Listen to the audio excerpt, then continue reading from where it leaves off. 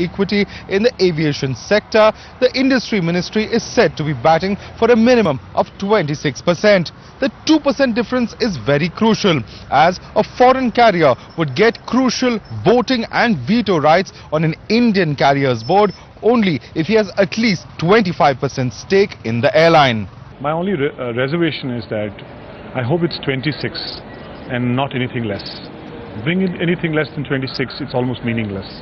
It means that you want to have a policy without a purpose. Given the sort of a configuration of all these issues, to create a situation where most of the airlines all of them have reported losses.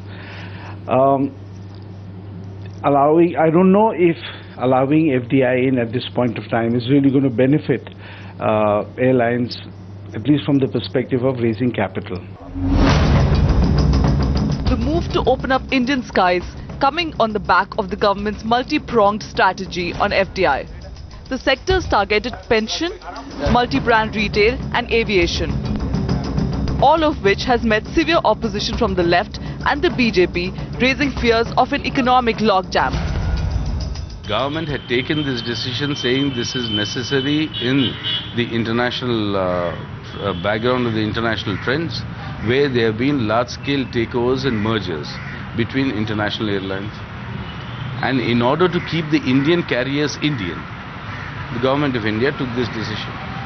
Now they are just reverting from their own position. Governance is suffering, sector-wise suffering is continuing, economy is in doldrums, inflation is soaring, action is not happening. But there is definitely one thing happening in the government, and that is a great enthusiasm to open the doors for foreign direct investment. Big business has already targeted the government for policy lethargy, and with the proposed FDI policy also running into opposition, the government may have to put phase 2 of economic reforms on the back burner. Bureau Report, Times Now.